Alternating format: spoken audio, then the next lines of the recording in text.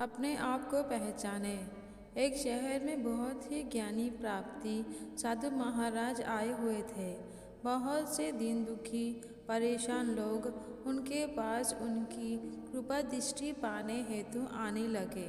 ऐसे ही एक दीन दुखी गरीब आदमी उनके पास आया और साधु महाराज से बोला, महाराज, मैं बहुत ही गरीब हूँ, मेरे ऊपर कर्ज भी है, मैं बहुत ही परेशान हूँ, मुझ पर कुछ उपकार करें।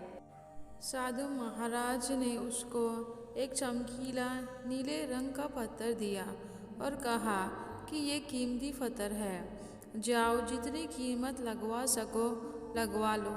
वो आदमी वहाँ से चला गया और उसे बेचने के इरादे से अपने जान पहचान वाले एक फल विक्रेता के पास गया और उस पत्थर को दिखाकर उसकी कीमत जाननी चाहिए। फल विक्रेता बोला, मुझे लगता है ये नीला शीशा है, महात्मा ने तुम्हें ऐसे ही दे दिया है। हाँ, ये सुंदर और चमकदार दिखता है, तुम मुझे दे दो, इसके मैं तुम्हें 1000 रुपये दे दूँगा।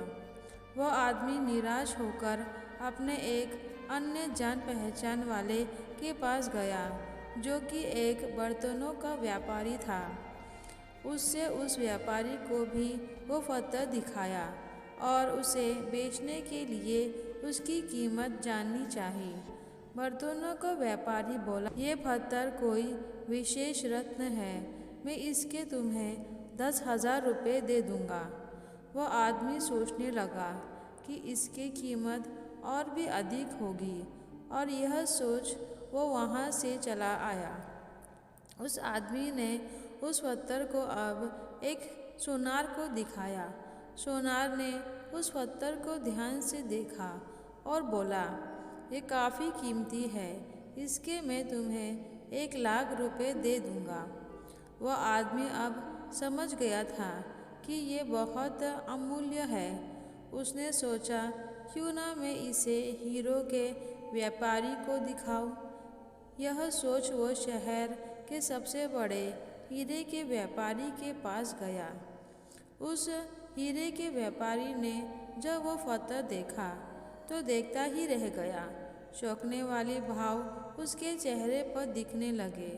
उसने उस पत्थर को माथे से लगाया और पूछा, तुम यह कहाँ से लाए हो? यह तो अमूल्य है, यदि मैं अपनी पूरी संपत्ति बेच दूं तो भी इसकी कीमत नहीं चुका सकता। इस कहानी से हमें ये सीख मिलती है कि हमें अपने आप को कैसे आंकते हैं। क्या हम वो है जो राय दूसरे हमारे बारे में बनाते हैं? आपकी लाइफ अमूल्य है, आपके जीवन का कोई मूल्य नहीं लगा सकता। आप वो कर सकते हैं जो आप अपने बारे में सोचते हैं।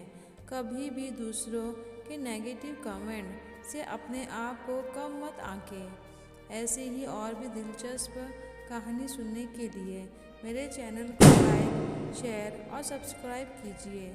मेरी ये कहानी सुनने के लिए आपका बहुत बहुत धन्यवाद।